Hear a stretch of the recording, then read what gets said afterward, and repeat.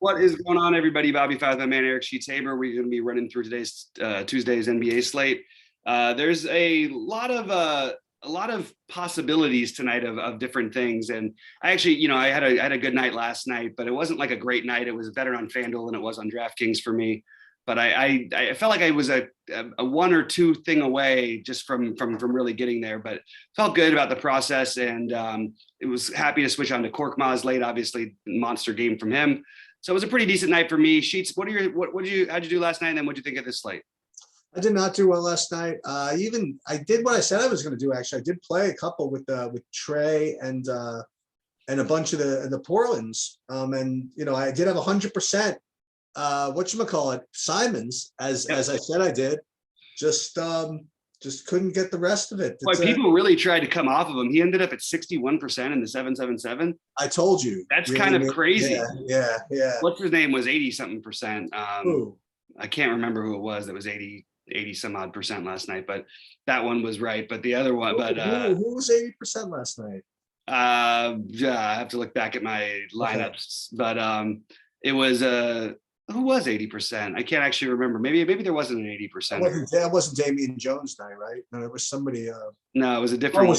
Did Phoenix play last night? Was it the? No, it wasn't Phoenix. I actually don't remember who it was off the top of my head, so I'll have to go back and check that one. Maybe I'll remember later on the show. Okay. But yeah, snuck into the big cashes and everything in the big ones. So actually did fine in those, but just not quite there. But we will get there. Tice ended up in some. It's the Simons was 75% in the big one, and Tice was 65%, and then Tice was higher owned, I believe, even in the other ones. So that was, I think, what it was. That makes sense. Okay. Yeah.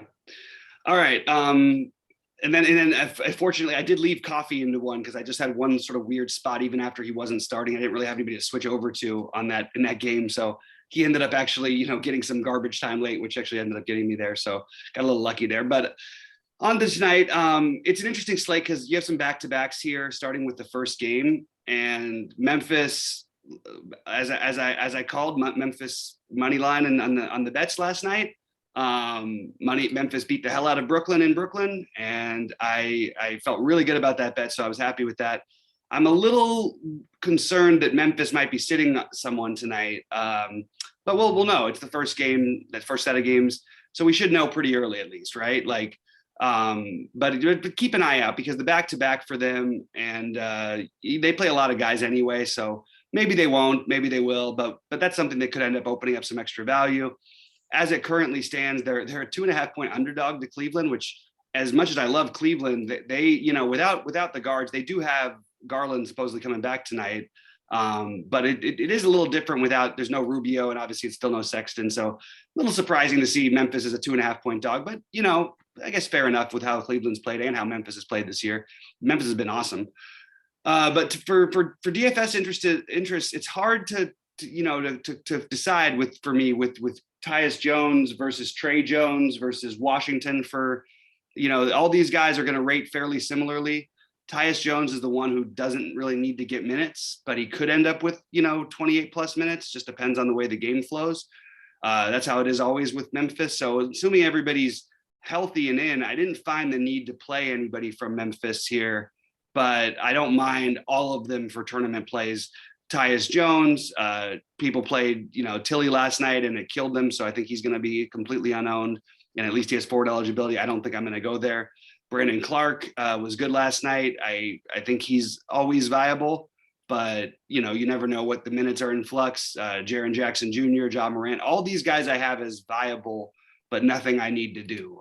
That's where I'm at on the Memphis side. How about you? Before I forget, I do have a college basketball selection from Potato Commish from my basketball maven. If anybody plays college basketball, he likes LSU minus, I think, 2 over. Don't even know who they play, but LSU minus 2 over somebody. So you could throw that into your mix. I mean, the odds, the record on these has been pretty much unbeatable. So, right.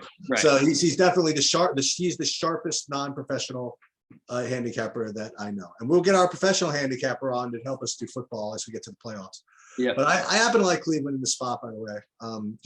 Give me Memphis blowing out Brooklyn and then going on a back-to-back at Cleveland. I mean, I'll try Cleveland every time there. With respect to DFS, I also want to say something else. Is that I watched a little bit about Cleveland I don't know whether they played yesterday or the day before, but I did watch a little of that. And guy you've been mentioning, who I really haven't had a chance to see play, dude, that guy's really good. Mobley, yeah. Yeah, he's like a different level. They're a really good team, man. I mean, you mentioned him in the same, cut from the same mold as maybe like a Kevin Garnett, and I totally see that. Yeah, he's really good, and Jared Allen's back, and he's good, and even Kevin Love is rejuvenated a little bit, and Garland's back, and listen, Larry Markkinen, he's a good player too, Mm-hmm. So they can. I mean, look, they know they're not winning anything, but they could make some hay, Mm-hmm.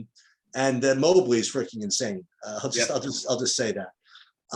With respect to tonight's game, I don't know about the sitting part, but again, I would definitely temper expectations for Memphis on a back-to-back, especially against a really good defensive team. I presume they're a good defense. It probably Yeah, they are, and and they're traveling too. Yeah, I don't really like too much from the Memphis side. And obviously, if somebody sits, then we'll have to reevaluate. Mm-hmm.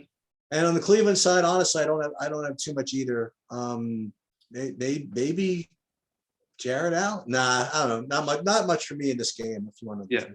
Yeah, I think it's a good spot for Jared Allen on FanDuel because I think there's a lot of steal and block upside, and he's 7,900, which is not that different, but you get the power forward eligibility as well. So over there is probably the only place I would really be using. But right now, I'm sort of staying away from this game just because they both are pretty, they're either deep or everybody's expensive. The only guy who really does show up for me from Cleveland is Mobley. And I think he's fine. I just think there's other guys at literally exactly the same price who I think I'd rather play on this slate. So, I mean, I mentioned like these guys have been watching play, and I think that is going to help me as we get down the stretch. So not even at whatever at the All-Star break yet, is to unfortunately again because of COVID, I haven't been able to hang out with my wife like at all. Yeah. So I have nothing to do in the evenings. So I've been watching some of the games, Mm-hmm. I've been watching some of the players and some of these guys that I'm like, oh, this is the guy I've been betting on. You know what I mean? This is so I've been noticing a couple of things, and I think it's going to help me in the future. As we go into the San Antonio game, like for example, like I got a chance to watch some of these scrubs, like these Devin Vassals and these guys. And as we get to Indiana, I watch those, not Quentin Grimes, whatever those guys' names are. There's two guys no one's heard of that have been playing recently. So I do have a couple of opinions on them. Like who was it, the Washington and the other guy, the funny Sykes, so I got a chance to see some of that. So anyway, San Antonio's back, and you have similar type of decision. You have Trey Jones remains a really good value here at 3,800. You have Devin Vassell probably rates a pretty good value over there, and I actually do like both of them. I think that actually, what's his name? Bryn Forbes was having a really, really great game the other day, mm-hmm. and he and Pop preferred Vassell in the game at the end. For sure, yeah. Yeah, so I mean that's an important thing to notice, and so I do like Vassell. I like Derek White. I remain a Derek White guy as long as DeJounte Murray's out, and he's only 7,200. I think it's totally fair. Yep. So I like all three of them. I like Trey Jones, I like Derek White, and I like Devin Vassell. On the Toronto side of the ball, I must be missing something maybe because I don't really have anything. I don't really have anybody that stands out at all. So, because all these guys are back again. So, no Siakam's back, Van Vliet's back. Both of them I have is too expensive, and I don't really get to much anything else. So for me, it's going to be those three guys on San Antonio, and that's pretty much it. Yeah, so I hear you. So one thing I want to say is that Vassell's going to be really good. Like he's 21 years old. He was a first-round pick for them last year, and he's got a lot of talent, but it's going to be a very, very up and down. Think of him as a much better version of Lonnie Walker is how I would see him as being, and he's much more versatile. He's a guy who could one day soon be scoring 20 a game for a decent team. I think maybe in a year or two. But I think that if I had to rank them for San Antonio for the value part of it, I do think Trey Jones, I think Bryn Forbes is going to show up more, and the minutes are going to be there for Forbes because Pop does like him. He always plays him a lot of minutes when he plays him. but again, it's shooting relying on a guy who's not a very high usage guy. So I would be more interested in Trey Jones and Vassell than I am Forbes, but I do have some Forbes interest. And I think that you want to look at, White, Keldon Johnson, or Podol. And I just naturally kind of want to go, okay, well, Podol's going to get an undersized matchup, and he's going little revenge game from the team that drafted him. And traded him away. And I think at 6,100, Podol is a very, very fair price and should get should have pretty low ownership. So I would have Derek White as my most interested one, but I right now I have a lot of interest in Podol as well. And then on FanDuel especially, but in both sites, I think Keldon Johnson's in play. If you're playing one of those guys with Keldon Johnson, I don't think you want to play 5 Spurs or anything. I think it's always a recipe for disaster. Bates Diop should be back in the mix tonight. So that could take away some, and don't be surprised if he somehow ends up in the starting lineup. That's very possible. So I think these minutes are a little bit in flux. They're probably a little over projecting on Jones and Forbes, but I think you're best off sticking, just looking at it, Vassell, Derek White, Podol, Trey Jones in that order for me, is the way that I would have them ranked. And then Keldon Johnson is your tournament play. And on the Toronto side, it's mostly going to be Siakam or nothing. I think you can make an argument for Van Vliet in this matchup. San Antonio tends to play fast, and oddly enough, with good defenders, for some reason at the guard position, they really don't defend the guards all that well. But I think Siakam, could have a big game here. Starting at the 5, he tends to play better in that position anyway.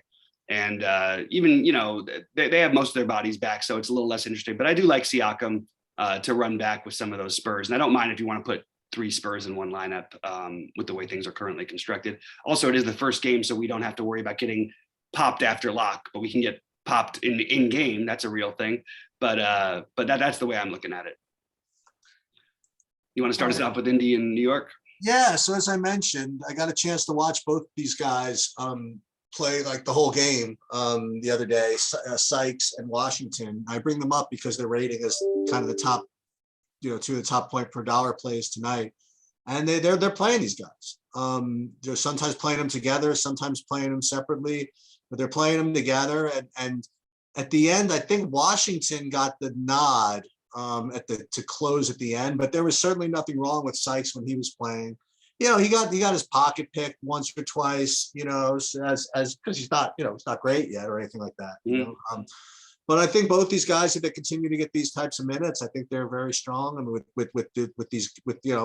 Brogdon and LeVert out, I prefer these guys over the guys that have been there a while. The Holidays and the Craigs and all that stuff. So I do like them. But then I will also say that when it did get down to the end, in like the last 7-8 minutes where it was like a tight game, they were really going to Sabonis every possession. I mean, like they were making sure that he got the ball. So I think that he's a really, really good play this week in this game. And I like all 3 of those. I like Sykes, I like Sabonis, and I like Washington. On the Knicks side, it's really important whether Randall gets plays or not. I mean, he's been technically cleared from COVID protocols. They're saying that they're going to check him out with respect to conditioning or things like that. But if they do play him, I want to play him, especially considering that at 10-7. We'll worry about that later. I'm just saying I want to play him if I'm going to play all these Indiana guys, right? Right. 10-7 is certainly no bargain, though, as I was about to say. Yeah. So we'll have to see if it makes financial sense to do it. But what was I going to say? Thematically, it certainly makes some sense. With respect to the other Nick guys, I did notice, I wanted to ask you about this because he's showing up as a pretty good value today. The other day, I didn't do that well in the big one. I don't think you did either. But I noticed that you had played Miles McBride. And I don't know whether he did well or not, but I guess you were on the fact that I think somebody was out or something. I thought that was a really good play. It just didn't work. You know what I mean? I think Toppin was like super chalky that day or something like that. Yeah. And that was probably a pretty good idea. So he and Quickly are both projecting to be kind of decent, decent but not super smash value plays. I was wondering if you like them, because aside from that, the only thing I'd be interested in is Randall if he played. Yeah, I'm not interested in them. I like RJ Barrett either way, whether Randall plays or not. Barrett. Okay. Okay. It's been pretty clear that at least, from a usage standpoint and a minute standpoint, that these guys really aren't getting the minutes. And, McBride at times did when he started. He played really poorly in the last couple games. But the usage for Barrett without Randall was up at 30%. Right. And the production was fine. It wasn't incredible or anything, but it was fine. I mean, he was 1 for 8 from three the other night. That didn't help anything, but he still put up 41 that game. I like Barrett in this matchup to run back on against Indy. Miles Turner, by the way, for Indy is going to pop, and when Miles Turner is really popular, I just feel like it's the right strategy to mostly fade him. I mean, it doesn't mean you couldn't have him in a lineup or two, but like he's going to be, if that ownership goes away, then I would say, hey, jump on board, play him. But it's a really tough guy to play at a high ownership. But on the New York side, I really just have Barrett. And I think he's interesting whether Randall plays or not because of the guards all being gone, basically. Not all of them, but the ones. If Quickly somehow starts, by the way, everything's out the window and I'm in for Quickly. Like, you know what I mean? Oh, is that right? Okay. Okay. And I would include Alec Burks in that too, by the way. I don't think that Fournier is going to be viable for me tonight. Quentin Grimes should be back and able to play. That's a lot of guys back. Do we really want to play Quickly? That's why I don't really want to play Quickly unless he's starting. Oh, okay. But Barrett, I do want to play regardless. I think he's a nice mid-tier guy who's going to, he'll be over 30 here more often than not. And again, we might get value to open up things later, but especially if Randall's out, I really want to play Barrett. If Randall's in, I still have interest in Barrett. And I think Randall, if he plays, is only viable on FanDuel. I don't think you can play him on DraftKings at 10-7. Okay. That's just my take. All right, so let's talk about Phoenix and New Orleans. Little Chris Paul for the 900th time revenge. Yeah, I like the top guys over there. I like Booker at 8,800. I like Chris Paul at 7,400, and the other guys are just kind of okay. Jalen Smith, not so much at this price. Cameron Johnson, not so much at this price. Cameron Payne, not so much at this price. Mikal Bridges just never gets there, as you mentioned 2 years ago. So I do like both the guys I do like both the good both the stars. I do like Booker, and I do like Chris Paul. New Orleans, I will try again to make to avoid, but not avoid. I can't really avoid the price and the projection on Nicole Alexander Walker. He's showing up again as a really, really good play. Last game, he got 24 minutes, scored 20 fantasy points, which obviously wouldn't be good enough, but he was only 1 for 7 from 3. So you could give him a little benefit of the doubt from that. And he's kind of all over the place. He puts up, there's a 37, there's a 19, there's a 20, there's a 25, 26. Maybe it's enough. I don't know. But he's like really the only guy that's showing up for me on the Phoenix side. So it's either Booker, Paul, and then maybe Nicole Alexander Walker. Yeah, so I have a little bit of a different take. I'm only interested in the New Orleans guys, the other New Orleans guys if Ingram sits. Back to back again for these guys, not playing for as much. But Ingram out would open up some usage for sure. So I would have interest in Walker if he sits. I might even have interest in Josh Hart if he sits. And I definitely would be interested in Valanciunas on FanDuel. But assuming that and I would be interested in Devontae Graham if he sits. The guy who I probably am going to be weight on is Herb Jones. I feel like he's starting to become the most underprojected player, and this is not the big 8-game slate we had last night where we need to worry about, it was last night, where we had to worry about him, and then he was playing Utah, and he still kind of gets there. Like, you know what I mean? He's projected to score 20 fantasy points every day, and yet all he does is put up his last 4 games have been 29, 46, 37, and 27. Right. I think he's kind of the interesting I don't want to say off the board, but like somewhat a semi, overlooked play. And I like Chris Paul the best of anybody on Phoenix. and Devin Booker is a little further down the line for me. I don't mind Cameron Johnson, but it's more if you get stuck with that price. And I think I actually prefer a guy in the next game, which is going to be kind of gross, to Cameron Johnson. But that's just my personal take right now. Landry Shamet was announced out. Does open up some other minutes for Bridges, for Payne, for Cam Johnson, potentially even for Jalen Smith. But those are the guys I'm looking at. I think Jalen Smith will project well. I don't like this matchup for him very much at all. And I don't really know what they'll, that could turn into a Biyombo thing, but I don't know if I want to play Biyombo coming back from not having played in forever. But there is a chance that, like, if you're playing in the lottery one, that would be where I would be using Biyombo personally. Hey, before I forget, did you maybe again COVID amnesia? Did you talk about the Indiana guys from that game? Yeah. Okay, so did you like the value guys? Did you like Sykes in Washington? Yeah, I think that most likely I'll play one or the other, and then I'll put the other one in the other lineups. I think that I give a little bit of the edge to Washington because he'll shoot more. You will, yeah. At the same time, like, Sykes is a little cheaper. The problem is these guys are all point guards. So on DraftKings, you have to really try and think about this stuff. And do you want to play them or Trey Jones? Right. And I would be interested in these guys basically in the same way that I'd be interested in Trey Jones, which is interested, but hoping for other value later that maybe I can get away from some of these guys at chalky things. That's where I'm at right now. All right. Did you talk about, and go start off with Sacramento, LA if you want to. And you're good with you like Chris Paul over Booker? I like Chris Paul better than Booker. Yeah. Okay. I mean, the price is a big price gap. Yes. Okay. So one of the reasons why, playing Randall at 10-7 is kind of obscene is, I mean, you got to be able to find the 700 for LeBron. Like, I believe he rates to be, for me, the best play on the board. Yep. And then, the other thing I will say is that Malik Monk is always going to be looking like okay, maybe not the best. I regard him as very similar to Carmelo. Like I said, I mean, I don't know which one I prefer. Mm-hmm.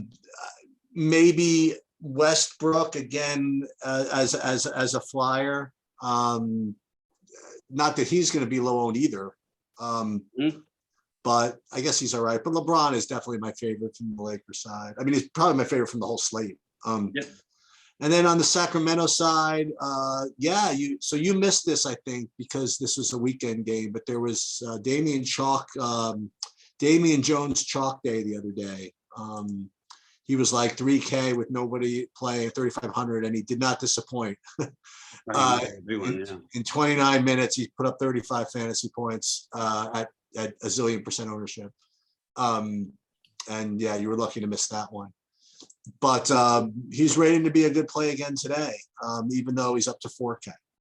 I guess they're waiting on somebody being back. I guess Holmes, I suppose, being back. But if they're going to continue to start Damian Jones, they have him projected, 25, 27 minutes, something like that? Yeah. Center 20, I have him at 24, but. Okay. So there's him. And then there's Davion Mitchell at 3,300. That's really all I have on Sacramento. Yeah, I have it very differently tonight. I think this is the game you want to try and get as many pieces to. I love Carmelo actually in this matchup. Nice. Team that gives up threes. That look, it's whether he makes them. He's going to play. The thing about Carmelo is I really feel like if the game is close, he's always going to project for 27 minutes. And now there's a way in close games that he could only play 27 minutes. But I will point out that most of the games lately with their new sort of roster construction, when they've been really close, he played 30 against Memphis, and that was on a back-to-back. Only 27 against Houston, but that was because it was the front end of the back-to-back. And then against Brooklyn before that on Christmas Day, we saw him play 38 and a half minutes, or 38, or almost 39 minutes, basically 38 minutes, 52 seconds. So I actually think that there's upside for those minutes, and there certainly is a lot of potential production there. And he's at a forward spot, which makes him a little better than Monk for me, because the guard spots are a little bit loaded today. And Monk is probably going to be a little more popular. So, or at least as of right now. I think LeBron is the best play on the slate, but I think we'd be making a huge mistake if you don't play some Westbrook as well. This game could be fast enough where you could actually argue for potentially, I don't think I want to play Westbrook over Sabonis is the only problem, but I did consider Westbrook, Sabonis, LeBron lineups, and you could do it on FanDuel. I do think Westbrook will be will be one of my main plays on FanDuel at 9K. And I think he's got a massive ceiling in this matchup with the way that Sacramento defends it and the place they play at. So for the Lakers side of it, I rank it LeBron 1, Carmelo 2, they're all different situations. Westbrook 3 and Monk 4. But Monk could easily have a big game as well. So Monk I don't think I want to play Monk and Carmelo together, but this is like one of those two definitely should have at least the opportunity for a big game here. And I like the Sacramento side, even with everybody there. Fox is 7,100, and this is an extreme. We've acknowledged it a million times. This is a good matchup for Fox. I think that, I'd expect 40s more likely than anything else here. He started to take a little bit the reins over last time. You won't notice in the shot attempts, but if you notice, he took 15 free throws. And the usage is sort of ticking around that mid 20s to, it's a little hard with he and Halliburton, but I have interest in both of them. And I just think I would split them up because Fox is a point guard. He's harder to play on DraftKings and will be therefore low owned. The shooting guard spot is not quite as valuable. So I think Halliburton will get more ownership, but I like both of them. I prefer Fox. I also think it's a really good matchup for Buddy Hield. And while Buddy Hield lets people down all the time and, his minutes are always in flux, he is coming off of a game with 41. We know he can shoot his way into a 40 plus game, anytime. And this is as good a matchup as any to do so. Harrison Barnes will project well, but I'm not sure how much I like him. He sort of is trending like a little bit out for me with the way that they're using him. The Damian Jones I do like, but I think that this feels more like a Bagley game to me. The problem is you also have Metu and Tristan Thompson will probably get some minutes. But I do think Bagley has enough upside to play him here, even though he hasn't shown it recently. It's a spot where the Lakers are going to probably try to go a little bit small, and I could see Bagley having a solid game. So I projected at the same minutes as Damian Jones at significantly lower ownership. I'm going to guess. I think that Bagley is an interesting tournament play, but I really like getting exposure to this last game, especially because in the COVID era we also don't know exactly who gets announced in or out, and one of these guys ends up, somebody sits for one reason or another, and one of these guys becomes like a smash play. The only thing that worries me about Damian Jones is they still do have Len, they have Metu, they have Tristan Thompson, they have a lot of bodies in Sacramento, but the guys who are going to get the minutes like Fox and Halliburton would be the priorities. And I do think Buddy Hield could shoot his way into a big night. So I'm trying to get some exposure to those stacks. That's where I'm at. Maybe you're right. I mean, again, Lakers do play fast and they don't play defense. So, I mean, these are, like you were saying, I mean, these are the matchups that Fox over the years has been really good, really excelled, Mm-hmm. Now, again, it's a little different because Halliburton is really just taken on a lot of responsibilities, but yet nonetheless, can you play both of those together? Can you play? That's not the kind of thing I would be. It's the right kind of matchup, but in general, they tend to negatively correlate. I mean, you look at their just look at their game logs. I mean, the only thing that's tough is that like Halliburton has, the assists have been incredible from him, which really does kind of take away a little bit from Fox. Yeah. But I still think Fox does have a ceiling, game he can get to in this kind of matchup. And at 7,100, I'm more than willing to gamble on that. Yeah. Fox versus Derek White is an interesting conversation. Same thing with Halliburton versus Derek White. I think Derek White's probably the better, obvious play, but you have some blowout risk there. The matchup is better for these guys. And like we said, this is a game where Fox has excelled in the past and should have the opportunity to do so again tonight. And I think this is going to be a really good game. I think this is going to be the kind of game you want a lot of exposure to. For what it's worth, I kind of like the under on this game. The Lakers have had a trend lately of hitting the unders, even with their defense has actually gotten a little bit better. You knock on wood. But they still just bleed at so many fantasy points. And I just want to reiterate, though, that I do think this is a slate where if Russ looks like he's going to be really low owned, I think you can easily pivot from LeBron over to Russ. This could very much be a Russ game. So that's where I'm at. fine. Some priority. I mean, I have LeBron as the priority. I have Jones or Forbes or Vassell, and maybe you could play two of those guys, but I would prefer to play one. White, Johnson, or Podol. You could play one of those guys, or you could. I mean, you could probably play two, but I would probably lean on playing one.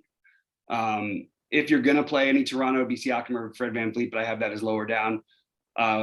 Washington or Sykes. I think that you're looking at, you know, one of those guys. What, like, again, one but not both.